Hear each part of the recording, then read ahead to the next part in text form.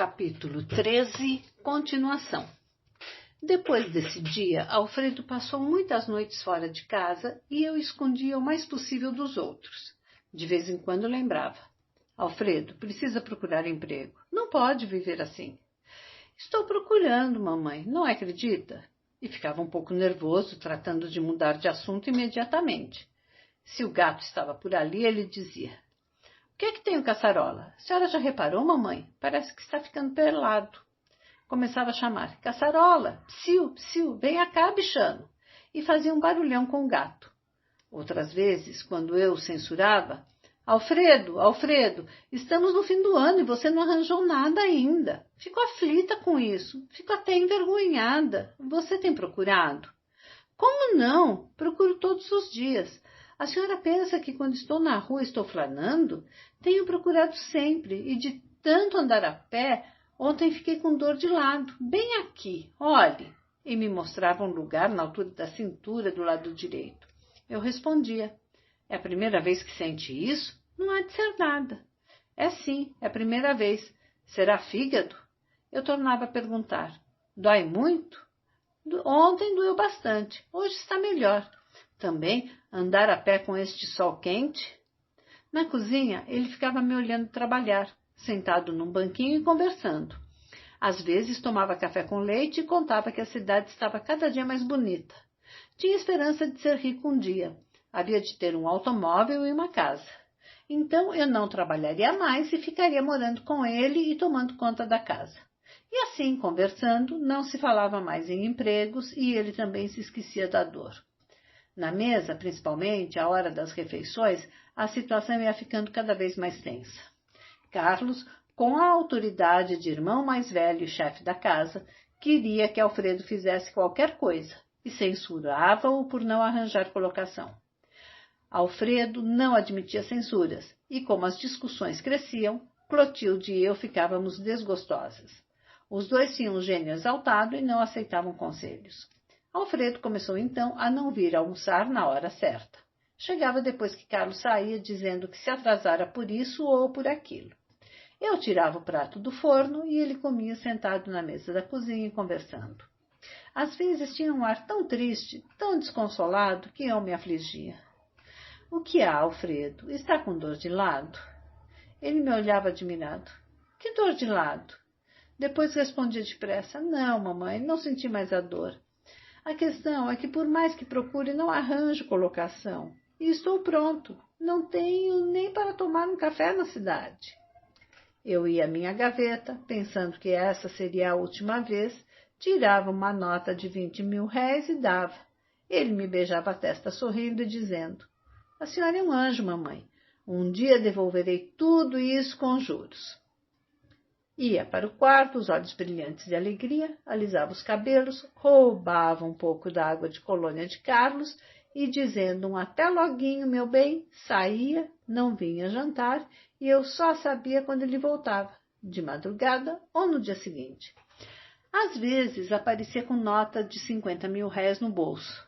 Passava uma temporada folgada, comprava um par de sapatos, camisas e me trazia um presente, frutas ou doces. Eu procurava recusar. "Onde ganhou esse dinheiro, Alfredo? E por que compra essas coisas para mim?" "Não quero presentes. Quero que você trabalhe direito." "Pensa que eu vivo vadiando, não? Pois de vez em quando pego uns serviços de carretagem na praça.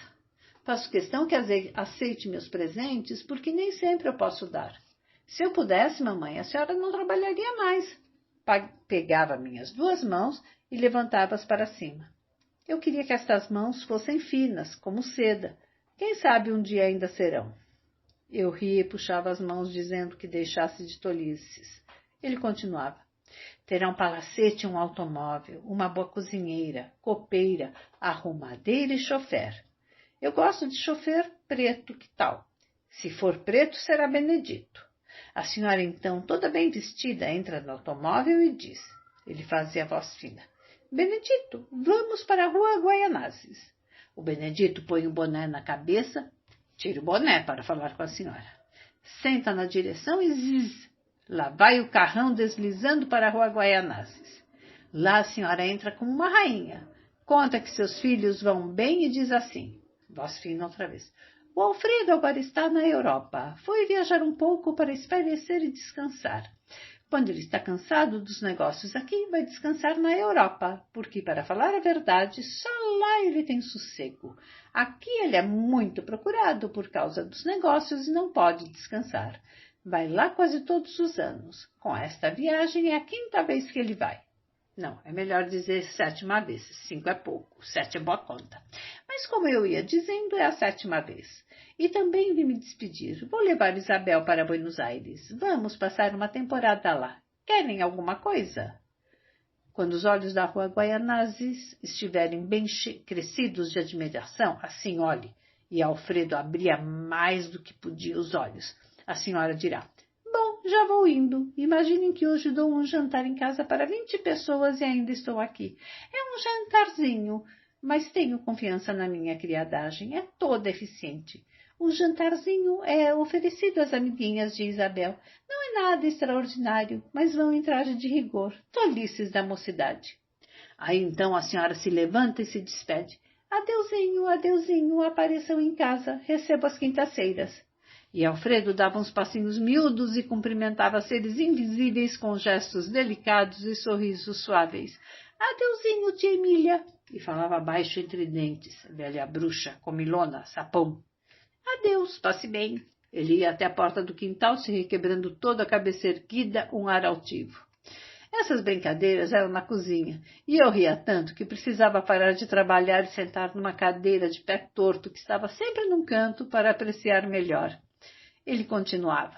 Depois a senhora atravessa o jardim sempre acompanhada pela prima Adelaide ou por alguma outra que estiver lá na hora.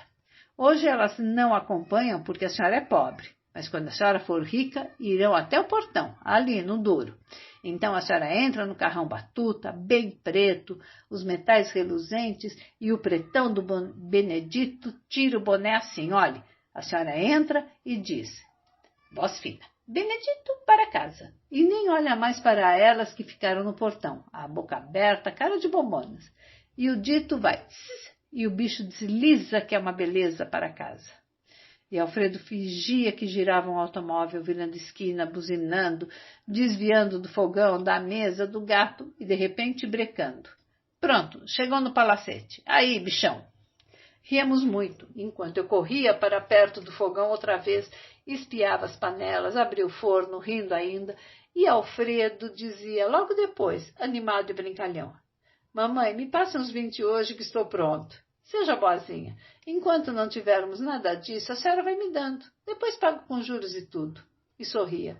Dava-lhe então o que pedia e ele saía assobiando com entusiasmo pelo corredor afora.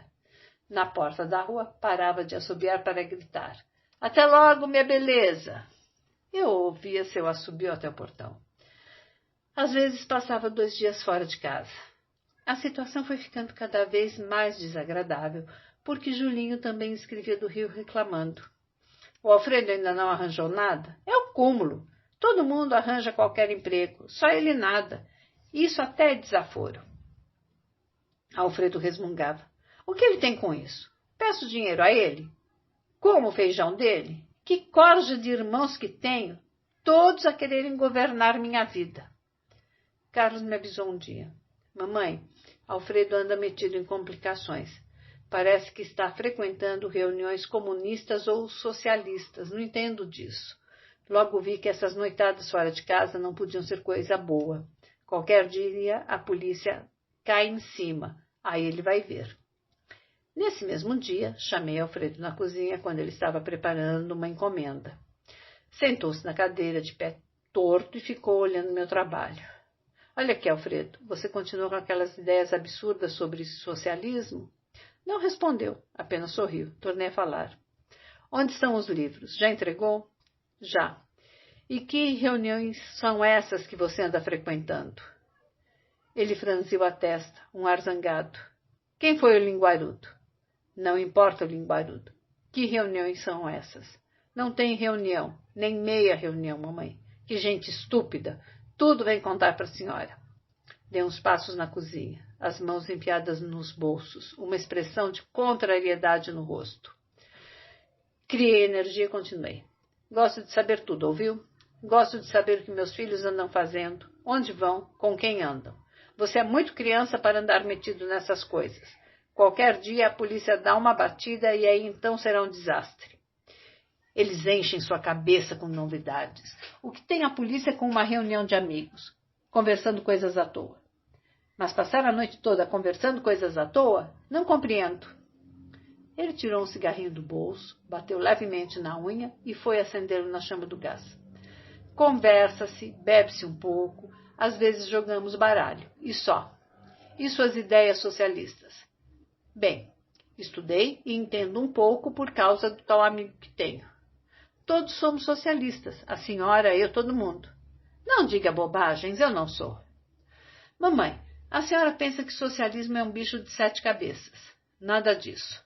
É uma luta de classe entre o capitalista e o proletariado que Marx chamava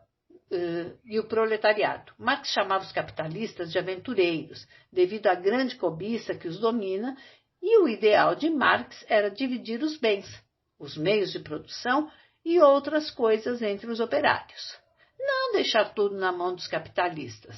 Quer dizer, não deixar eles terem tudo e o proletariado não ter nada. Chama-se uma revolução social. Não acha nobre a teoria? Dividir a propriedade, o dinheiro, os bens com os outros? Isso é comunismo, eu já disse. Então, esta nossa casa, que custamos tanto a pagar, levamos anos economizando, passando apertado, sem roupas suficientes, e agora tem que repartir a metade com o genro de Dona Genu, por exemplo, que não faz nada certo? Um dia trabalha, outro dia não? Vive de biscates? Não, Deus me livre. Alfredo começou a rir e sentou-se de novo na cadeira. A senhora é formidável. Pois não é isso que está falando? Sua teoria não é essa? Repartir tudo com quem não tem? Não é bem assim. Seria muito longo explicar tudo à senhora, mas não é isso. A senhora não é capitalista. O ideal é impedir que o capitalista ajunte tudo nas mãos e obrigá-lo a repartir com o proletariado. Está certo, mas apesar de não ser capitalista, eu tenho esta casa e você falou também em bens, não falou? Há muita gente que não tem uma casa como esta. Logo, preciso repartir com aqueles que não têm. Está errado, filho?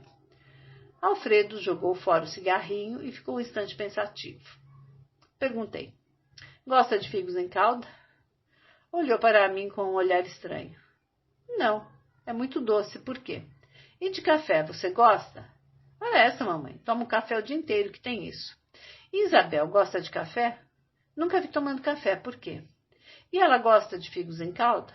Gosta, porque quando vem de Tapetininga, ela come tudo. Julinho fuma? Ele começou a rir. Já estou adivinhando onde você quer chegar. Não. E você? O dia inteiro. Até onde vai? Não vou longe. Você é o mais alto dos irmãos. Carlos é de altura regular. Julinho é mais baixo dos 3. Você é louro. Julinho é moreno. Carlos não é moreno nem louro. Os cabelos de Isabel são pretos, não sou? Que engraçado. E você é louro. E, no entanto, vocês são irmãos, filhos dos mesmos pais, crescidos no mesmo lar. Ele sorriu e ficou me olhando. Comecei a forrar as formas de empada com a massa. Você gosta de café, Isabel não toma café. Carlos é estudioso e só está feliz com um livro nas mãos. Você não gosta de estudar. Julinho gosta de ajuntar dinheiro. Desde pequeno gostou de dinheiro. Você não pode ter dinheiro no bolso. Quando tem, gasta. Joga pela janela fora. Não é isso mesmo, Alfredo? Ele sorriu mais. Onde está o fim da história? O fim da história é que todos somos diferentes, meu filho.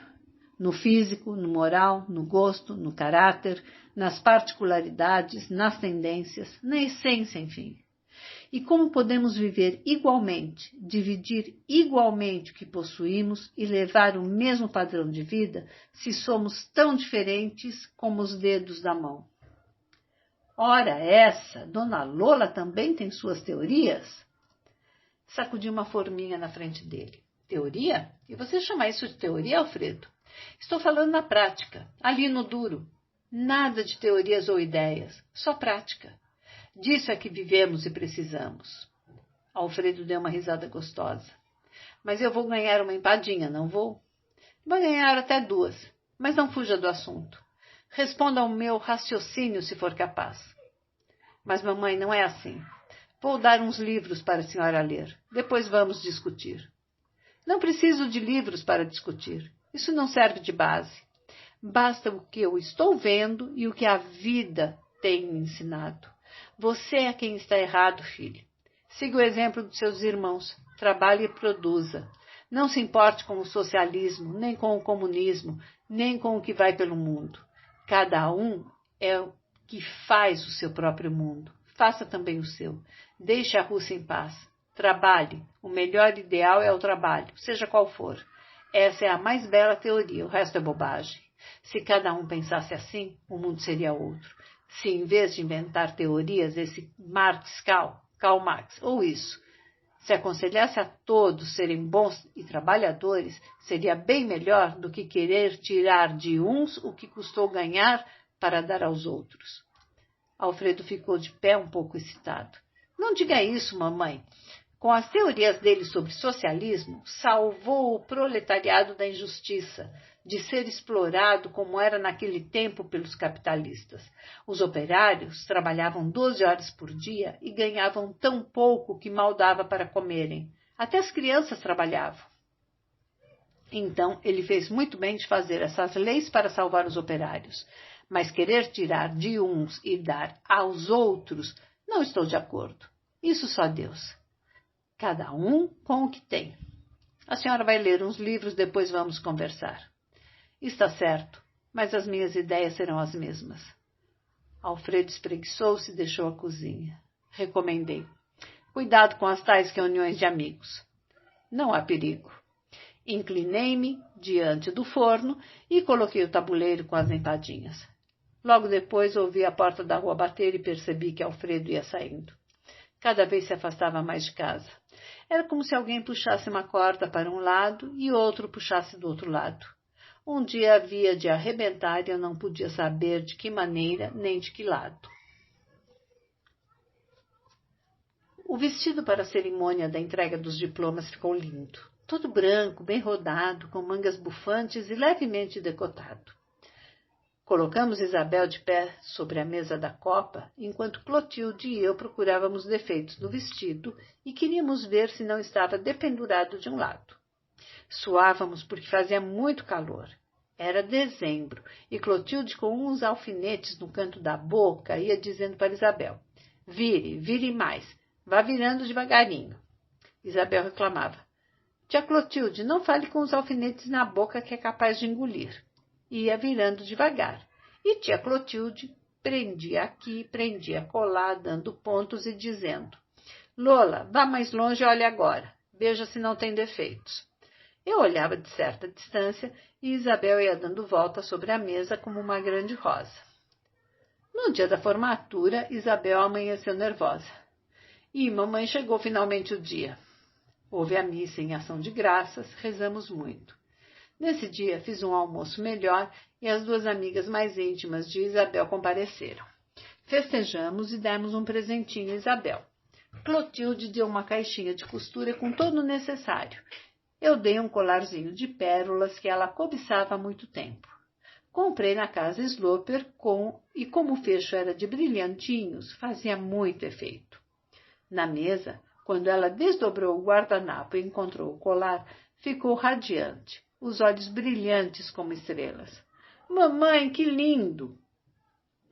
Carlos deu uma caneta tinteiro e Alfredo deu um par de meias de seda. Eu dei o dinheiro para ele comprar as meias. À noite ninguém jantou porque queríamos chegar cedo ao teatro onde ia ser feita a entrega dos diplomas.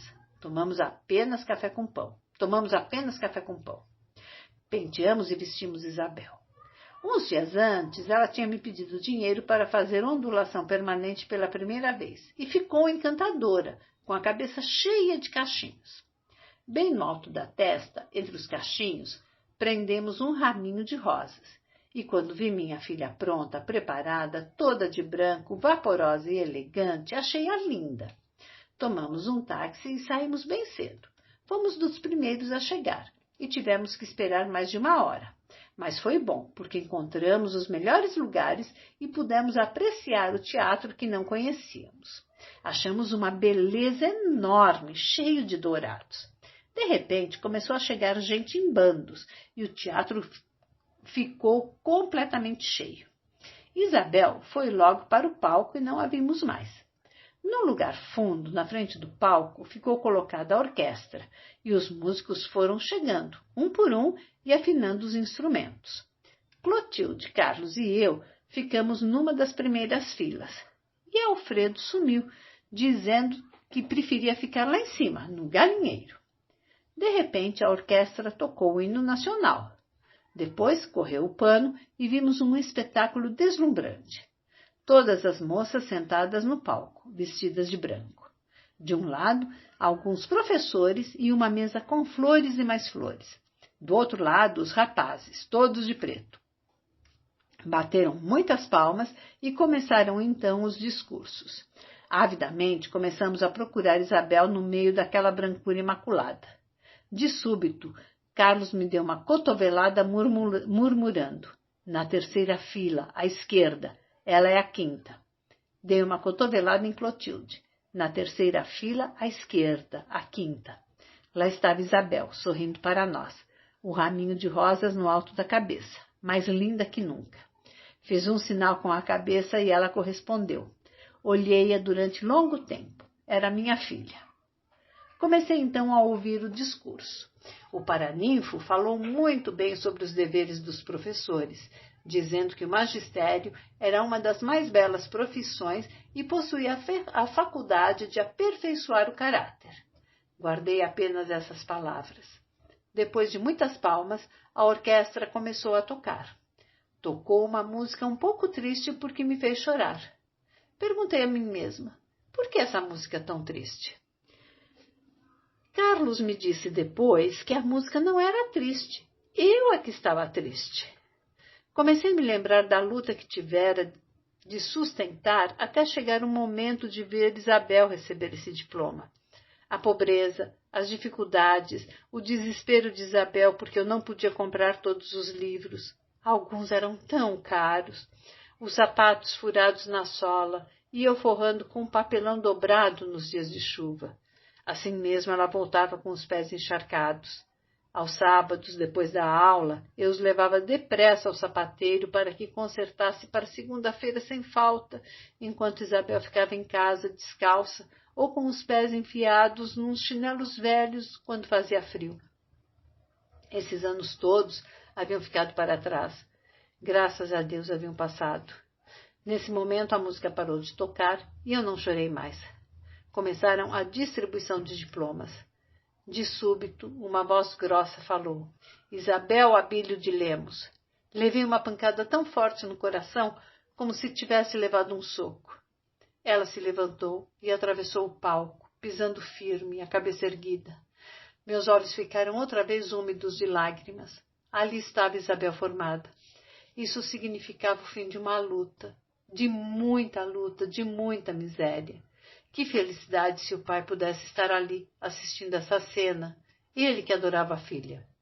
Isabel sentou-se de novo e me pareceu que bateram mais palmas para ela do que para as outras. Com certeza, porque ela estava mais bonita e mais elegante.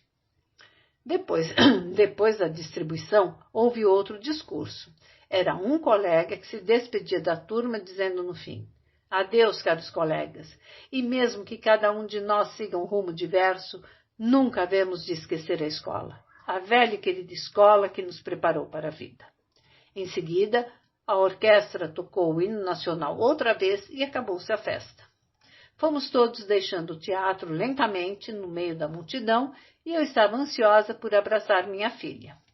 Vi-a então, num dos corredores, conversando com o rapaz. Estava encostado na parede, um ar embaraçado, olhando um pouco assustada para os lados. Ele falava depressa, inclinado sobre o rosto dela, enquanto ela procurava evitar os olhos dele, virando a cabeça para o lado e sorrindo. Quando ela nos viu, assustou-se, e ele se despediu depressa. Ela veio ao nosso encontro, muito vermelha e emocionada. Abracei-a, dando os parabéns e perguntei logo: quem é esse moço que estava falando com você? É um colega, mamãe. Que tal a festa? Gostaram? Saímos do teatro e fomos de bonde para casa. Comentamos a cerimônia da formatura, sobre o teatro, e concordamos que o vestido de Isabel era o mais elegante e o mais bem feito de todos os que tínhamos visto por lá. Alfredo só apareceu quando já estávamos deitados, e no dia seguinte, cedo, na mesa do café, Carlos me disse: aquele rapaz que estava conversando com Isabel no teatro é o mesmo que anda com ela na rua. Perguntei: e quem é ele, Carlos? Será bom moço? De boa família? Não sei, não conheço.